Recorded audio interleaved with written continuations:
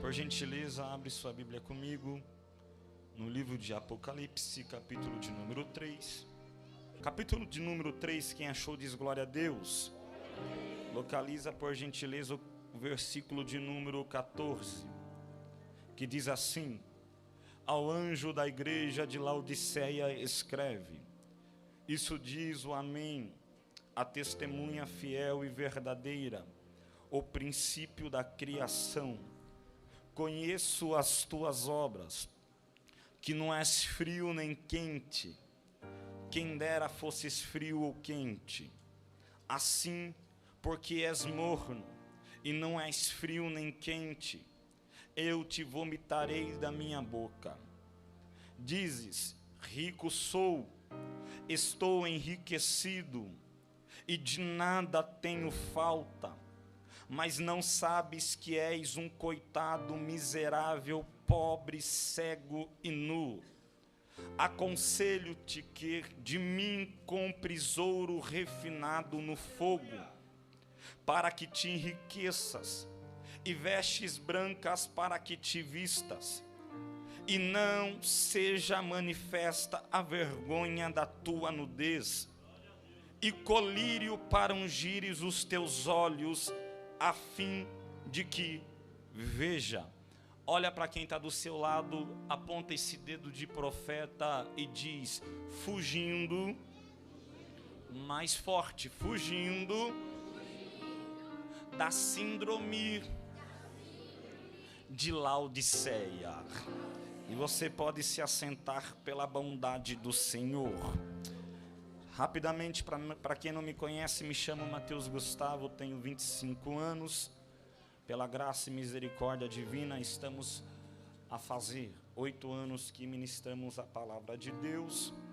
Eu sou ali da Assembleia de Deus, Ministério de Belém, faço uso das palavras aqui do servo, não é sobre placa, para saber que eu estou debaixo da bênção de um pastor, amém? Pastor Sandro Alves. Glória a Deus. Meus amados irmãos, a palavra Apocalipse, ela é uma conjunção de duas palavras, Apol mais Calipsos. Apol significa de dentro para fora, Calipsos significa cobertura ou véu. Apocalipsos significa tirando o véu ou descobrindo aquilo que está oculto. A grande verdade é que a palavra Apocalipse, ela é sinônima, associaram-se à tragédia. Quando acontece algum evento onde uma tragédia enorme acontece, alguém diz: foi apocalíptico o que aconteceu. Associaram a palavra Apocalipse com tragédia. Mas a grande verdade é que o nosso livro de Apocalipse não retrata a tragédia. O nosso livro de Apocalipse não retrata o caos, mas o nosso livro de Apocalipse retrata a pessoa e o plano divino, vitorioso e triunfante de Cristo e de sua igreja. Apocalipse não é uma especulação humana. Apocalipse é uma revelação de Deus. Apocalipse, quando você vê o último capítulo da história da humanidade, você compreende que o mal ele não vence, o mal ele sai perdendo. A verdade é que em Apocalipse Deus deixa bem claro a vitória da pessoa de Jesus Cristo. Em Apocalipse, Cristo vence a meretriz, Cristo vence o anticristo, Cristo vence o falso profeta, Cristo vence a besta, Cristo vence o dragão, Cristo vence a morte, Cristo vence os incrédulos, Cristo, ele vence, porque Cristo em Apocalipse, ele é revelado como noivo glorioso, como supremo conquistador da igreja. A grande verdade é que Apocalipse não é um livro revelado por João. Apocalipse é um livro revelado de Jesus Cristo para João. E esse João ao qual eu vos falo é o filho de Zebedeu, um dos 12 apóstolos, o discípulo amado. João foi inspirado pelo Espírito Santo a escrever alguns livros do Novo Testamento, que contém o nosso cânon bíblico. Ele escreveu o Evangelho segundo escreveu o autor João. A quarta perspectiva do Evangelho de Jesus Cristo foi escrita por esse João. Este João também escreveu algumas cartas que estão registradas no Novo Testamento. Este João agora também vai escrever o livro de Apocalipse.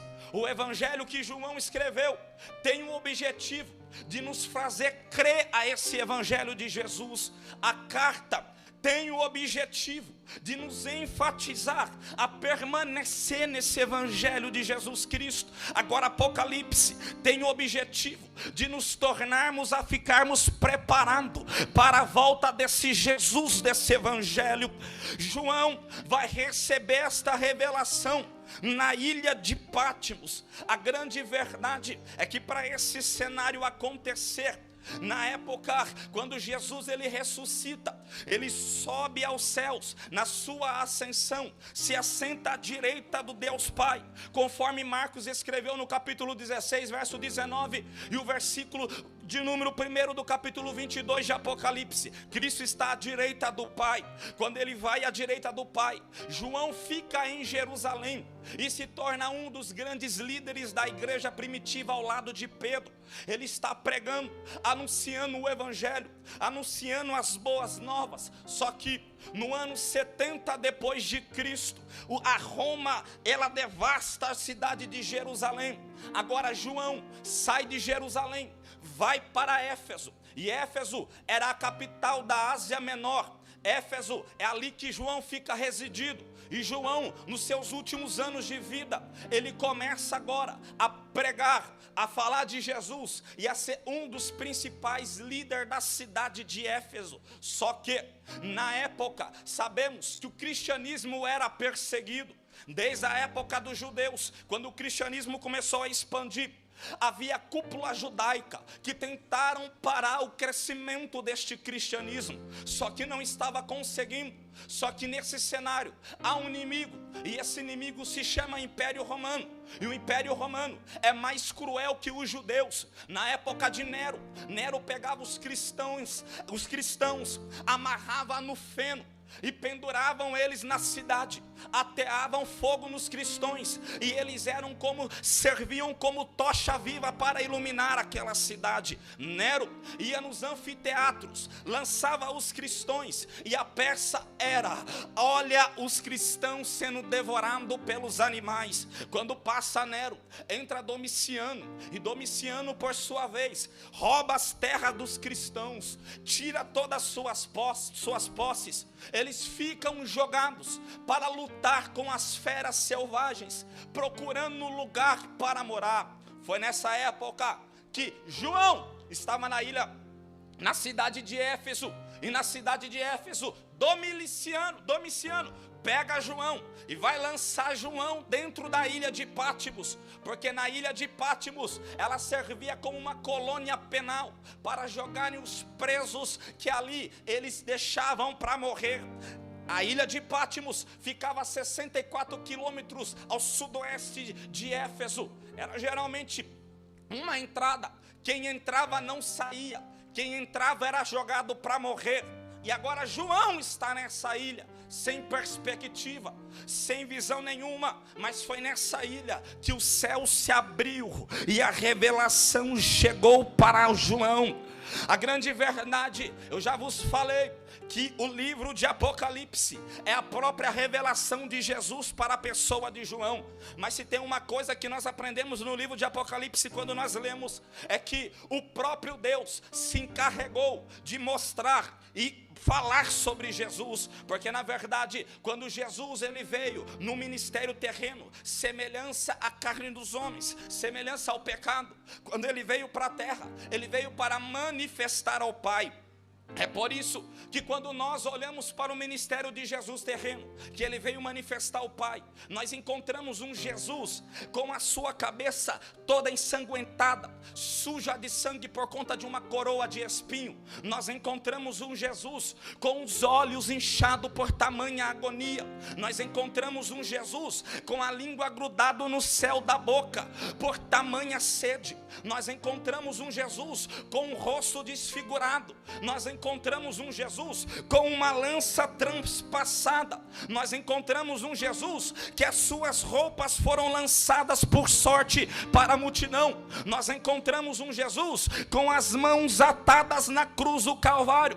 Nós encontramos um Jesus com os pés pregados. Nós encontramos um Jesus crucificado como o cordeiro, porque Jesus veio para manifestar ao Pai. Só que em Apocalipse é o Pai quem manifesta sobre Jesus. E esse Jesus de Apocalipse, ele não está vazio de sua glória como no seu ministério terreno. Esse Jesus está cheio da sua glória. É por isso que esse Jesus que Apocalipse manifesta é um Jesus que tem o cabelo branco como a lã e a neve, que tem roupas cingidas e talares à altura do peito. Esse Jesus não tem os olhos inchados, tem os olhos como chama de fogo. Esse Jesus tem os pés como latão reluzente. Esse Jesus tem um cinto de ouro. Esse Jesus tem as vozes como as vozes de muitas águas.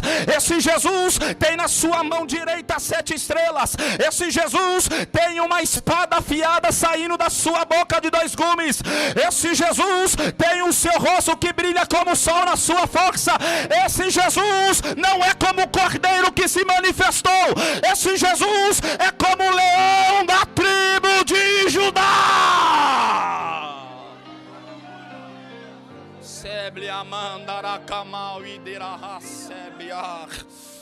Esse Jesus está cheio da sua glória, que vai se manifestar para João. Tudo que a Roma queria era exilar João para ele ficar longe desse cristianismo. Tudo que a Roma queria era exilar João para que ele não pudesse mais ter contato com esse Deus. Tudo que a Roma queria era paralisar o crescimento do evangelho através de João. Oh glória! Só que João estava com os pés na ilha, mas com a mente no céu. João estava na ilha fisicamente, mas espiritualmente ele estava no céu. Oh glória a Deus e aleluia. A Roma não foi capaz de parar aquilo que Deus começou através da vida de João. Eu vim pregar para esse ministério e dizer: chegou até aqui hoje 26 anos de história, porque a Roma não foi capaz de parar o crescimento da cidade nova. Glória a Deus e aleluia. E eu vou mais além: a Roma não foi capaz de parar a expansão desse ambiente. A Roma não foi capaz de parar as separações de obreiro. A Roma não vai ser capaz de parar o corpo de pastores que Deus vai levantar. A Roma não vai ser capaz de parar os pregadores que Deus vai levantar dessa casa. A Roma não vai ser capaz de parar os levitas que Deus vai levantar nessa casa. A Roma não vai ser capaz de parar o crescimento desta obra. Seremanaia.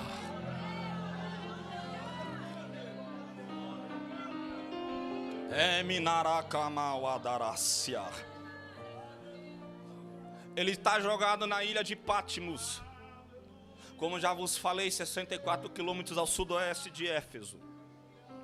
A ilha de Patmos, por sua vez, João vai dizer assim: eu ouvi quem falava comigo, porque uma voz chegou para João: escreve as 7 igrejas da Ásia.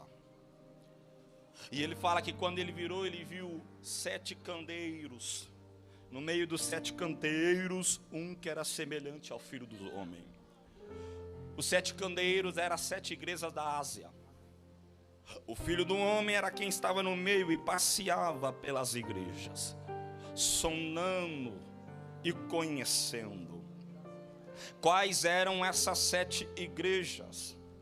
As 7 igrejas eram Éfeso, Esmina, Pérgamo, Tiatira, Sardes, Filadélfia e Laodiceia. Alguns estudiosos apontam que são as 7 períodos da igreja. Que a igreja de Éfeso era a igreja da era apostólica, de Esmina a igreja dos mártires, Pérgamo era da era oficial dos tempos de Constantino, Tiatira era a igreja apóstata da era média, a igreja de Sardes era a igreja da reforma, Filadélfia era a igreja das missões transcultural ou da missão atual, e Laodiceia, a igreja contemporânea. Para cada igreja, Jesus, que era o que andava no meio dos catiçais, ele investiga e dá o diagnóstico de cada igreja. Jesus, ele vem trazendo consigo elogios e algumas críticas, como por exemplo a de Éfeso, ele elogia dizendo: rejeitaste o mal, perseveraste, é paciente. Só que o próprio Jesus critica: o amor por Cristo não é mais o fervoroso. E assim vai. Jesus, para cada igreja, ele vem dando o diagnóstico de um elogio e de uma crítica. Só que tem uma igreja que chama a atenção, e essa igreja que chama a atenção é a igreja de Filadélfia, porque esta, por sua vez, só recebe elogio. É a 6ª igreja, mas a igreja adiante também chama a atenção, que agora é a de Laodiceia, porque o contraste é feito aqui. E quando você faz o contraste, Filadélfia recebe só elogio, Laodiceia só recebe crítica. E quando nós paramos para olhar, Laodiceia era uma das melhores igrejas das 7 igrejas. Laodiceia era uma das cidades que havia na Ásia. Era uma cidade totalmente rica, fundada em 250 a.C. por Antíoco da Síria. Ficava nos principais rotas comerciais. Era cidade de milionários. Na cidade de Laodiceia havia teatros, havia estádios, havia ginásios com tanques para que eles pudessem tomar banhos. Laodiceia havia o centro bancário, financeiro, com transições comerciais. Quando nós paramos para observar a cidade de Laodiceia, nós destacamos 4 características que traziam destaque para Laodiceia. E a primeira característica é o centro bancário financeiro que havia na cidade de Laodiceia, porque Laodiceia havia o Banco Central da Ásia, era onde movia toda a capital da Ásia. Ali iam pessoas milionárias para fazer investimento dos seus ouros. Ali, quem quisesse investir, aplicar ou mesmo depositar, descia para Laodiceia. Em Laodiceia, ali deixava o seu ouro. Então Laodiceia era uma cidade extremamente rica, uma cidade de milionários. Elas eram tão ricas que no ano de 61 depois de Cristo, a cidade passou por um terremoto tão grande que ela foi destruída. Só que o povo que morava lá tinha tanto capital que eles rejeitaram a ajuda do imperador e do império. Eles mesmos bancaram toda a reconstrução da cidade, de tanta riqueza que a cidade carregava. A segunda característica que me chama a atenção é que na cidade de Laodiceia havia uma indústria de tecidos. Laodiceia era a fornecedora do tão tecido conhecido como a lã negra. Era um tecido que era vendido para todo mundo. Quando nós falamos hoje de moda, para quem é dessa área, já vem na mente Paris, já vem na mente Nova York. Mas nesse período, quando se falava de moda, se falava de Laodiceia, que produzia lã negra, que produzia belos tecidos. E ali andavam pessoas de grifes, pessoas bem vestidas, que entendiam da moda. A terceira característica que evidencia essa cidade é que nela havia um centro médico. O primeiro hospital oftalmológico foi criado em Laodiceia, porque em Laodiceia se descobriu descobriu o pó frígio que era usado junto com alguns ungüentos e se fabricava o tão famoso colírio. Então de Laodiceia eles forneciam colírio para todo o mundo. E a última característica que evidenciava a cidade de Laodiceia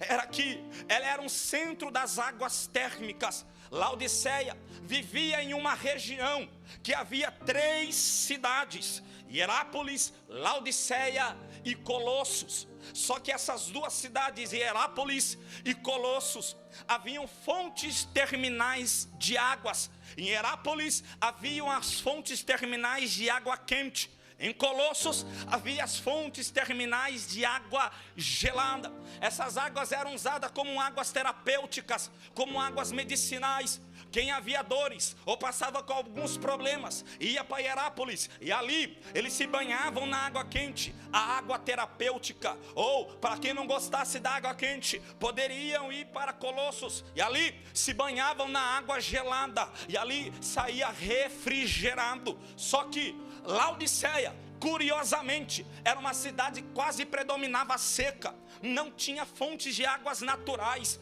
E é por isso que Laodiceia tinha tanto problema com o fornecimento de água, que eles criaram aquedutos de Colossos e Hierápolis para puxar água das 2 cidades. Só que uma vez que a água vinha de Colossos e a outra vez que a água vinha de Hierápolis, elas se chocavam em Laodiceia, tornando a água de Laodiceia morna, uma água imbebível, aonde não poderia beber, porque quem bebia dava vontade de vomitar. E a grande verdade é que alguns historiadores que tiveram a oportunidade hoje em dia de ir para a região de Laodiceia, eles dizem que as águas ainda continuam uma água que quando você bebe, você tem vontade de vomitar, águas intragáveis, águas que quando você toma, o seu estômago quer colocar de volta. Aí Cristo, que é aquele que anda no meio das igrejas,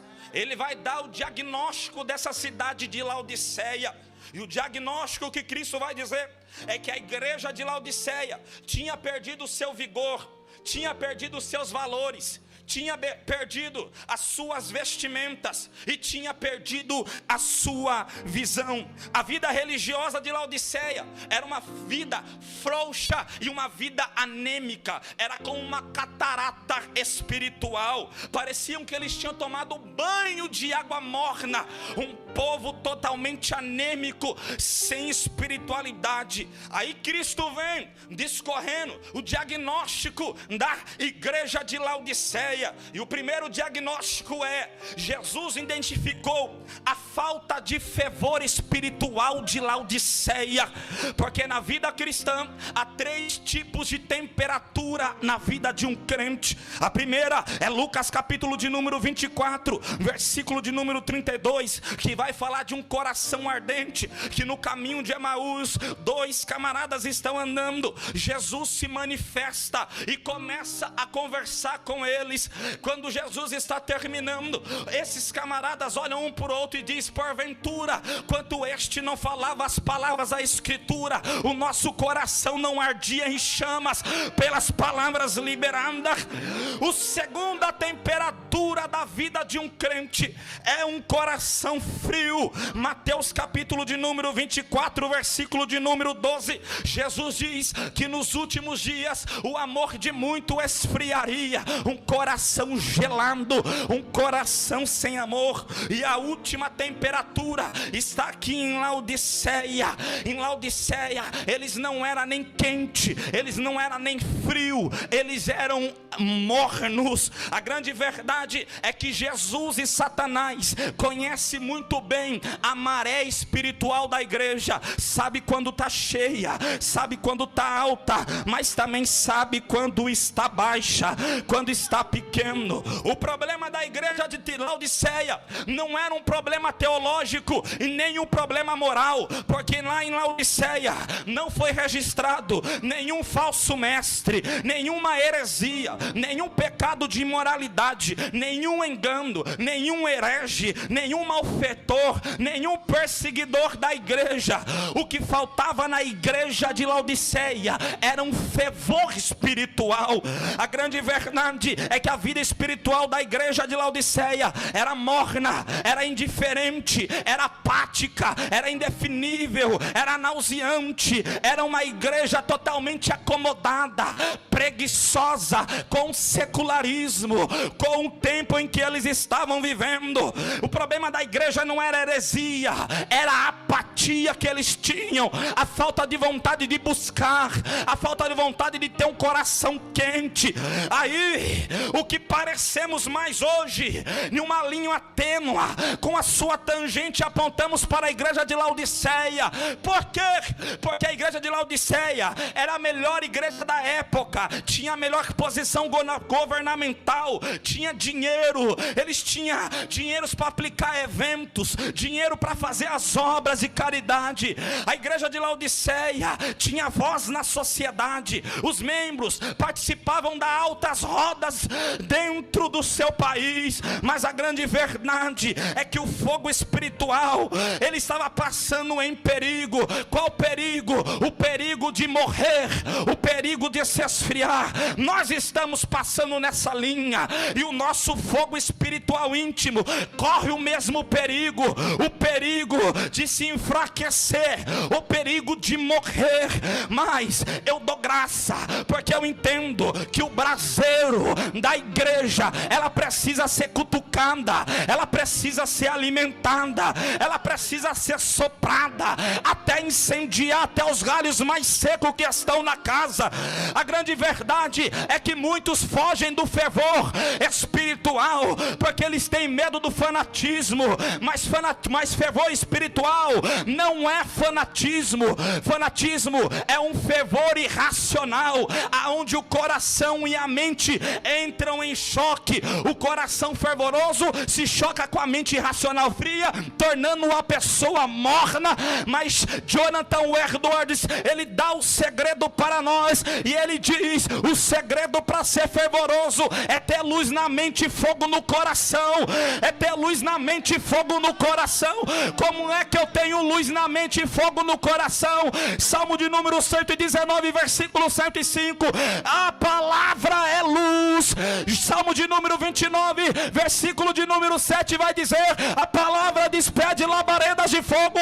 Jeremias 23, 29: a palavra é fogo consumidor. Porventura Lucas não registrou que no caminho de Emaús a palavra liberada estava incendiando o coração?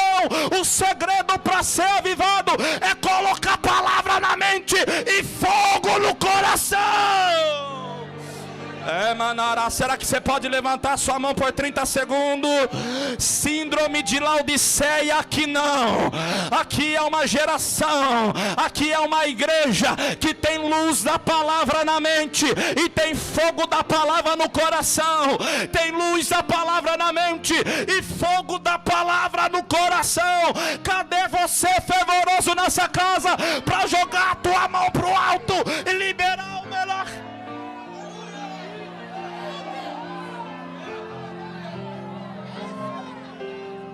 Shemanácia Trema Macamanaraia Eminácia.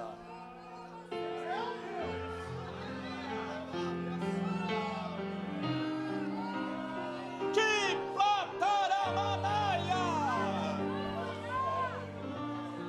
Arácia.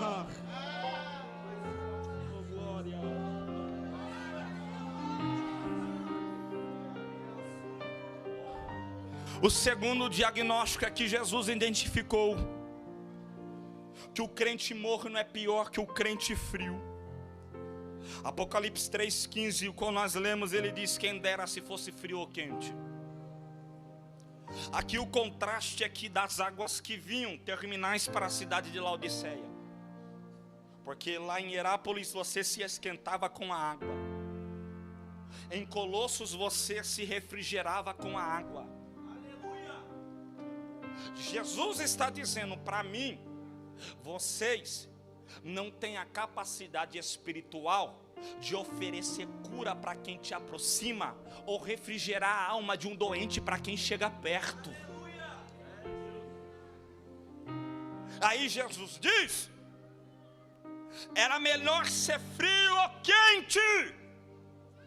Só que aqui o povo não servia para nada, porque era morno. E esse é o problema da nossa atualidade. Pessoas com a síndrome de Laodiceia,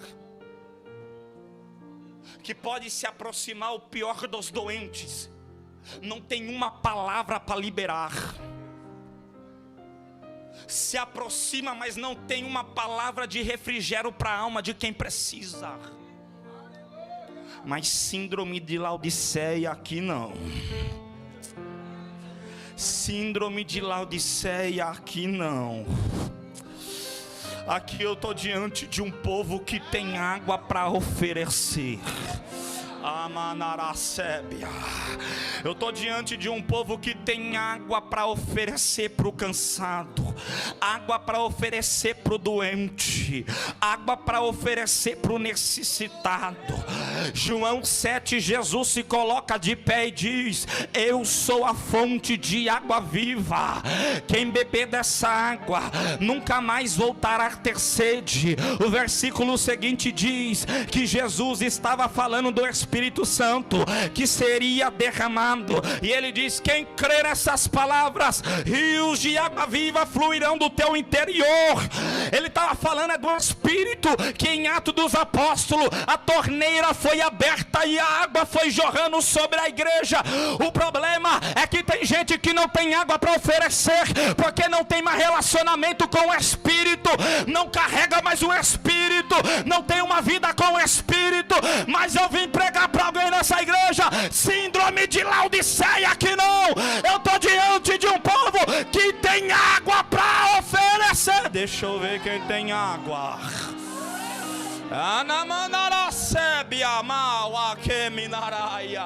Água para oferecer. A terceira característica: eu quero ser obediente ao tempo que foi me proposto. Jesus identificou que a alta confiança da igreja era absolutamente falsa. Porque se tinha uma coisa que os crentes de Laodiceia eram altos confiantes por conta da riqueza. A verdade é que Laodiceia abandonou o Senhor por amor ao dinheiro. Eles mesmos disseram no versículo 17: rico sou, estou enriquecido, de nada tenho falta. Eles mesmos expulsaram a presença do Senhor, porque colocavam a sua confiança no dinheiro, no materialismo. Pensa, o orgulho dos laodicenses era contagioso. Caíram na epidemia da soberba, de achar que aquilo que eles tinham era o que faria eles terem a vida. A verdade é que Laodiceia estava longe do quesito que Deus havia proposto para o povo, porque Deus propôs: ama o teu Deus acima de todas as coisas. Só que eles não estavam cumprindo esse mandamento. Eles estavam amando o dinheiro, amando o negócio, ao ponto de tornar os cultos frios, ao ponto de querer estar reunido na reunião, sentado com as suas roupas de grife, com o seu dinheiro no bolso, mas com a espiritualidade morta. Oh glória, com a soberba alta. O problema é que os cristãos de Laodiceia começaram a viver uma vida longe de Deus, acreditando na sua própria força e na sua própria ganância. Mais uma vez mais eu repito, repito que o Espírito queima no meu coração. Síndrome de Laodiceia, aqui não. Aqui é uma igreja que compreende que tudo aquilo que nós temos é porque a mão dele sustentou. Caminhamos porque a mão dele sustentou. Respiramos porque a mão dele sustentou. Ministramos porque a mão dele sustentou. Estamos vivos porque a mão dele sustentou. Cantamos porque a mão dele sustentou. 26 anos de ministério porque a mão dele sustentou. Porque nós compreendemos que Paulo escreveu em Romanos 8, versículo 11: porque dele, para ele e por ele são todas as coisas. Ainda que o diabo sopre no teu ouvido dizendo: tu é o cara, tu conseguiu comprar, tu conseguiu fazer, tu conseguiu realizar. Você entende? Eu não sou ninguém. Ele é, ele pode, ele faz, ele é Deus. Amaia kama tarakontri amasia kama naraia. Caíram na tragédia. Qual? A tragédia de querer ser aquilo que eles projetaram ser e não eram, e se tornar aquilo que eles nunca queriam ser, porque diziam: temos ouro, temos vestimentas, temos colírio. Só que Jesus disse: é pobre, é nu e é cega. Pobre, nu e cega. Só que o segredo dessa passagem está aqui, porque no versículo 18 Jesus diz: aconselho-te de que de mim compres ouro, vestimentas e colírio para os teus olhos. Amácia. Jesus está usando uma linguagem figurativa, assim como ele usou nos demais versículos anteriormente, porque a cidade de Laodiceia era uma rota comercial, e Jesus está dizendo: o segredo para essa empatia que vocês estão passando: compre de mim ouro, compre de mim vestimentas, compre de mim colírio. Jesus, em outra palavra, está dizendo: só eu posso trazer o renovo, só eu posso trazer o avivamento, só eu posso renovar esse coração, só eu posso fazer. Eu sei que tem gente que está aqui dentro hoje, já tentou tudo, qualquer tipo, resolver o seu problema, já procurou médico, já procurou advogado, já procurou até político, mas não conseguiu resolver o teu problema ainda. Mas Jesus está dizendo nessa noite: compra de mim ouro, compra de mim vestimentas, compra de mim colírio. Só eu posso resolver, diz o Senhor. Ouro para quem era rico. Que ouro é esse que Jesus está oferecendo? Porque a verdade é que o povo, pela sua soberba e a sua riqueza, a apatia, um povo anêmico espiritualmente, Jesus disse: é pobre, rico por fora. Andavam com as melhores roupas, com os melhores carros, tinha as melhores casas, mas era pobre por dentro. Porque o segredo não dá carregar aqui no bolso. O segredo é o tamanho do céu que você carrega dentro de você. É por isso que tem gente que vem todo engomadinho. Nada contra os engomadinhos. Vem todo engomadinho, roupa de grife, bolsa de grife, sapato de grife. Senta, pega um microfone, quando abre a boca não sai nada. Mas tem gente que vem às vezes todo humilde, com um sapato mais humilde, com uma roupa mais humilde. Às vezes não tem nenhum centavo no bolso, mas quando abre a boca o céu desce. Quando abre a boca Deus opera. Quando abre a boca Deus faz, porque o segredo não está naquilo que eu carrego por fora, o segredo está naquilo que eu carrego aqui dentro. O segredo não está naquilo que eu tenho, o segredo está naquilo que Deus me deu.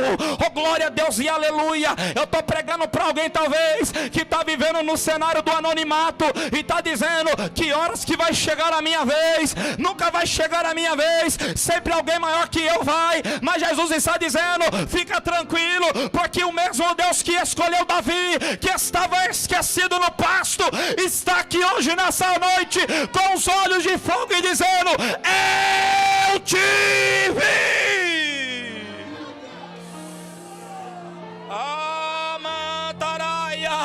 Jesus está pegando alguém pela mão nessa noite, está tirando do anonimato e está dizendo: valeu a pena persistir, valeu a pena esperar, valeu a pena ficar. Muitos passaram e saíram porque só tinha por fora, mas era pobre por dentro. Glória a Deus e aleluia.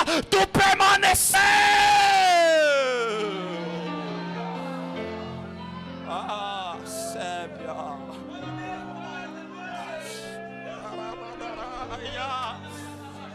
É por isso que ministério abre e fecha. É por isso que ministério abre e fecha. Nem todos continuam, porque tem o ouro por fora, mas é pobre por dentro. 26 anos de ministério mostra que não é só uma beleza por fora, mas a presença por dentro. A presença por dentro. A presença por dentro. Alácia Maia. Jesus disse: compra de mim ouros. Por quê? Ouro aponta para a glória. Ouro aponta para dons espirituais. Ouro aponta para poder de Deus. Ouro aponta para a virtude. O culto dos Laodicenses estava em um culto em que as pessoas sentavam, arrumavam o terno, cruzava a perna e ficava o culto, nem mosca entra na boca. O culto dos Laodicenses virava um culto apático, não ouvia glória a Deus, não tinha dons espirituais, porque era um povo acomodado e preguiçoso. Era um povo que acomodou e gostou dos cultos rotineiros, melhor das reuniões.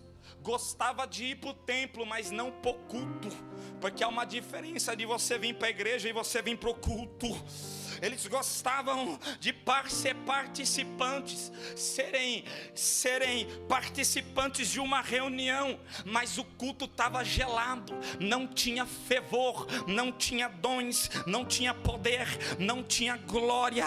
Aí Jesus estava dizendo: compra de mim ouro, eu posso dar glória de volta, eu posso dar poder de volta, eu posso dar dons espirituais, eu posso derramar poder. Glória a Deus e aleluia.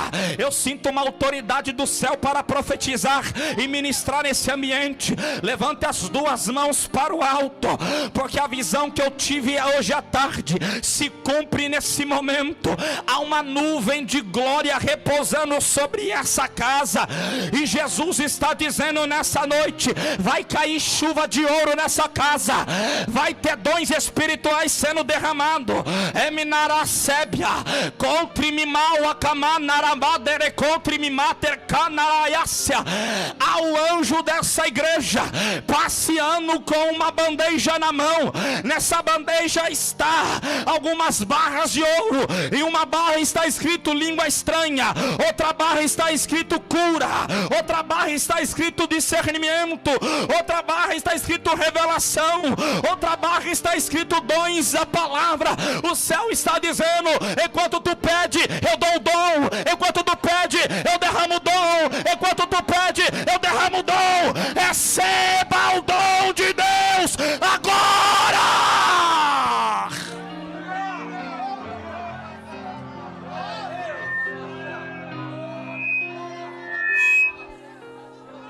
Abre a boca e adora.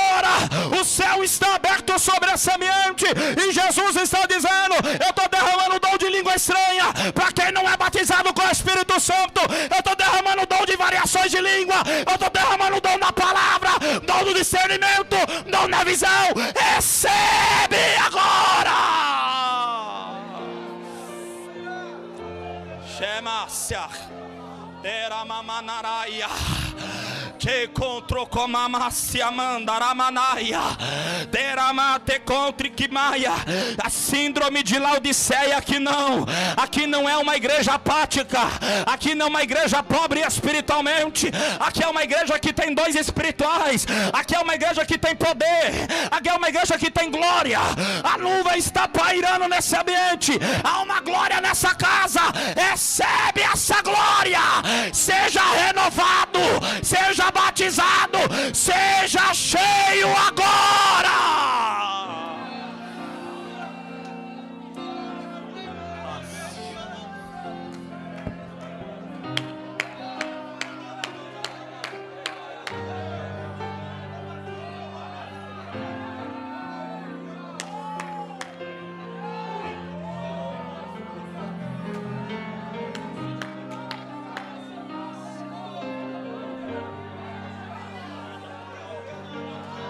Eu não sei se você crê em mistério, mas tem gente que está recebendo dons de variações de língua estranha. Eu não sei se você crê no mistério, mas o céu está derramando o dom de interpretação de língua. Eu não sei se você crê no mistério, mas o céu está derramando poder para a gente pregar com autoridade, para a gente fazer missão com autoridade, para a gente evangelizar com autoridade. Eu não sei se você crê em mistério, mas tinha gente que não falava em línguas e o céu está tocando. Olabadaia, Decatalabadaraia.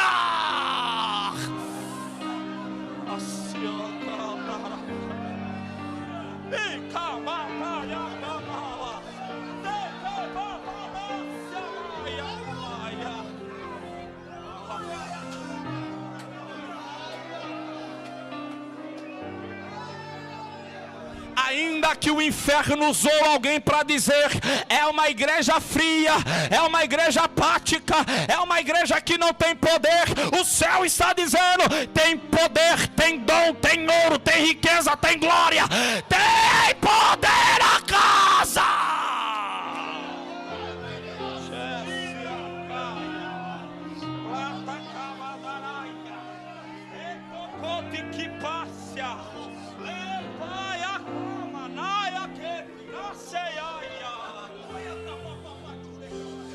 Pede que Ele te dá nessa noite. Pede que Ele te dá nessa noite. Pede que Ele te dá nessa noite. Eu não sei o que. Eu estou vendo o céu aberto. Isso aqui não é jargão. Eu estou sentindo em cima desse altar. Pede que Ele te dá nessa noite. Se é o dom, pede que Ele vai te dar. Se é mais poder, pede que Ele vai te dar. Se é mais glória, pede que Ele vai te dar. Ele está dizendo, compra de mim. Compra de mim. Recebe algo da parte de Deus.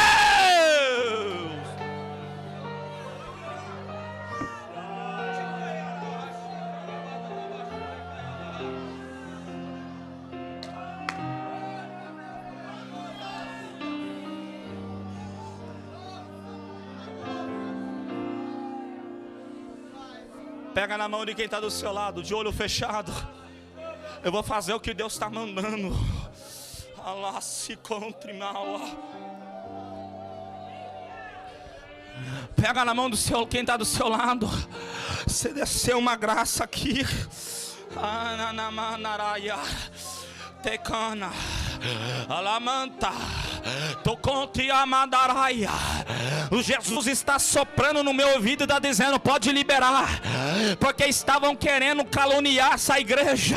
Estavam querendo difamar esse ambiente. Estavam querendo falar mal pelas costas. Mas o céu está dizendo, olha o sinal de glória que eu começo a derramar nesse ambiente agora. O Jesus está dizendo, olha o sinal da glória que eu derramo sobre esse ambiente. Porque a obra é minha, a casa é minha, o pastor é meu, os obreiros são meus, a obra é minha. Olha a glória pegando, olha a glória pegando, olha a glória pegando, olha a glória pegando, olha a glória pegando, olha a glória pegando. É Márcia, olha a glória pegando, olha a glória pegando. Eu tô todo arrepiado, olha a glória pegando. Isso daqui é glória, isso daqui é poder. Se tu não gosta do mistério, pode ir embora. Se tu é crente, joga essa mão pro alto, seja cheio da glória.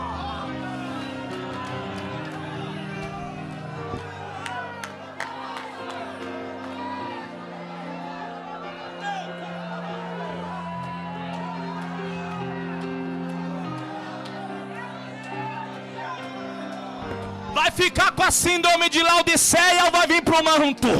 Vai ficar com a síndrome de Laodiceia ou vai mudar? Vai ficar com a síndrome de Laodiceia ou vai ser fervoroso? Até quando vai continuar morno? O céu está dizendo: abre a boca, seja cheio de poder.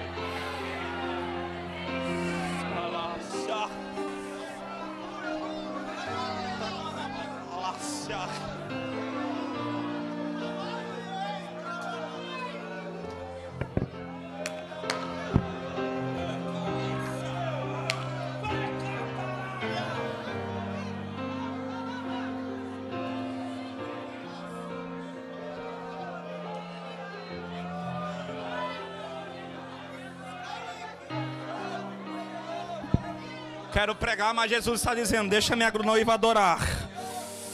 Eu quero pregar, mas Jesus está dizendo: deixa minha noiva adorar. É o particular do céu com você agora. É o particular do céu com você. Não ligue para quem está do seu lado. Não ligue para quem está na direita ou na esquerda. Não ligue para quem está falando ou deixou de falar. O céu está dizendo: é eu e você, é eu e você. Vai adorar ou vai ficar olhando? É eu e você. Vai permanecer do mesmo jeito ou vai sair daqui transformado? É eu e você. Vai voltar morno ou vai sair daqui quente? É eu e você. Vai receber poder ou vai ficar só de braço cruzado? Síndrome de Laodiceia que não. Deus está levantando uma geração de pessoas cheias de poder.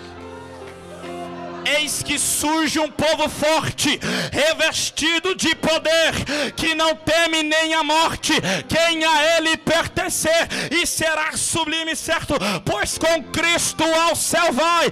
Pode tu também dizer: sou um dos tais, sou um dos tais, sou um dos tais.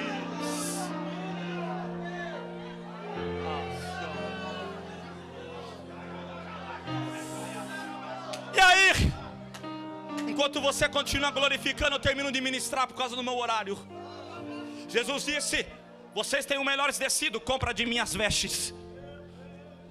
Porque era um povo que se vestia bem, mas a veste aqui dentro estava suja. Povo que vivia de aparência. Chega da síndrome de Laodiceia, sai desse muro do pecado. Tá que nem Eutico, uma hora olha para dentro e uma hora para fora, uma hora tá olhando o culto, outra hora tá olhando o mundo. Chega da síndrome de Laodiceia. O céu está dizendo para alguém: veste as minhas vestes, pega as minhas vestes. Essas vestes são brancas, essas vestes são puras. O céu está dizendo: chega de andar em uma vida de pecado, tá na hora de mudar, tá na hora de se santificar, tá na hora de descer com a boca no pó, tá na hora de jejuar, tá na hora de consagrar. Quanto tempo você não faz mais um jejum? Quanto tempo você não tira mais uma hora de oração na tua casa? O céu está dizendo: tá na hora de trocar a veste, tá na hora de andar com as vestes brancas. E por último, ele olha e diz: tá cego. Por quê? Porque a cegueira impedia eles de olharem o próprio estado. A cegueira impedia deles reconhecer o estado que eles estavam. É por isso que Jesus disse: eu tenho um colírio. Eu tenho um colírio, e esse colírio vai fazer vocês voltarem a ver. Qual é o colírio do céu? É o colírio do Espírito Santo. Porque é o Espírito Santo que tem o poder de fazer nos voltarmos a enxergar a nossa condição pecaminosa. João 16:8 vai dizer: é o Espírito Santo quem convence um homem do pecado, da justiça e do juízo de Deus. Ele é o colírio que abre os nossos olhos, Ele é o colírio que convence nós dos pecados que cometemos, Ele é o colírio da igreja, da noiva de Cristo. Tem gente que não está mais com o colírio, está andando cego, não tem a capacidade de olhar a própria situação espiritual. Entra dia e sai dia, entra ano e sai ano, continua no mesmo ciclo, continua na mesma bolha, continua a mesma coisa. Aí depois pergunta: pastor, por que o meu ministério não vai para frente? Pastor, porque eu não consigo parar em um emprego? Pastor, porque eu não consigo parar em um relacionamento? Pastor, porque eu não consigo ser feliz? Porque está cego, não consegue reconhecer o próprio estado, a própria miséria espiritual. Mas nessa noite Jesus está dizendo: síndrome de Laodiceia, aqui não, aqui tem colírio sendo derramado sobre a tua vida, aqui tem colírio sendo derramado sobre você. O Espírito Santo está sendo derramado nesta noite. Receba o colírio, receba o colírio, receba o colírio, receba o colírio, receba o colírio, receba o colírio. Deus vai endireitar os caminhos, Deus vai trazer a condição para você, Deus vai abrir a tua mente, vai te dar sabedoria. Você vai mudar esse cativeiro, porque Deus está dando colírio para os teus olhos. Eu te convido a ficar de pé com a permissão do pastor. Meu tempo já foi. Alaceia. Emanarácia.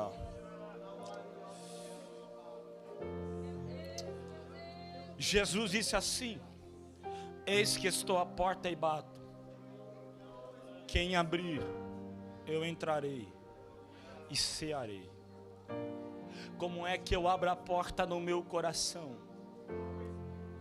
Toda vez que Jesus está batendo é através da palavra liberada, é através do louvor entoado. Jesus está desde o começo do culto batendo nessa porta. Desde o começo do culto está se falando de arrebatamento, de salvação. Falou da arca de Noé através da vida do irmão. Louvor aqui também. Está toda a palavra sendo levada ao andamento para a salvação. E aí vai continuar na síndrome de Laodiceia, com a porta do coração fechada. Ou você vai ouvir a palavra nessa noite que foi liberada, vai abrir a porta do seu coração e deixar esse Jesus entrar e transformar a tua vida. Com a permissão do pastor, eu quero te fazer um convite nessa noite. E o convite é: você que ouviu essa palavra, Jesus bateu nessa porta do teu coração. E aí, quer aceitar Ele nessa noite? Quer aceitar Ele como o único Salvador, Jesus Cristo, da tua vida? Ele está batendo nessa porta. Se você abrir, Ele vai entrar. Tem alguém aqui porventura que não é cristão, mas Jesus bateu na tua porta e você quer aceitar? Levante uma das suas mãos que eu possa te conhecer nessa noite. Alaceia.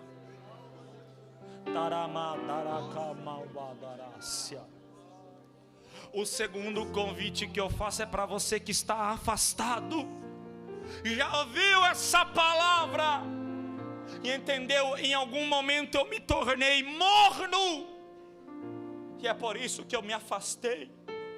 Só que Ele bateu na porta nessa noite, e a pergunta é: vai aguentar até quanto continuar na mesma situação?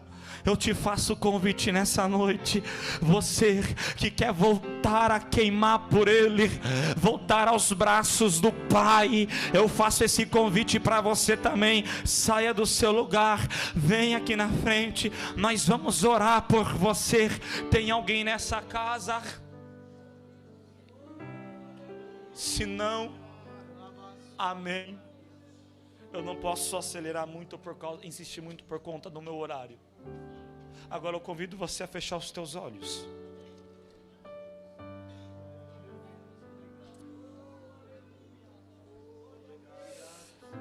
Com os olhos fechados. Será que você está sendo uma pessoa morna ou uma pessoa fervorosa? Qual o nível da temperatura espiritual que você se encontra? Será que você está sendo fervoroso, tendo uma vida em espírito?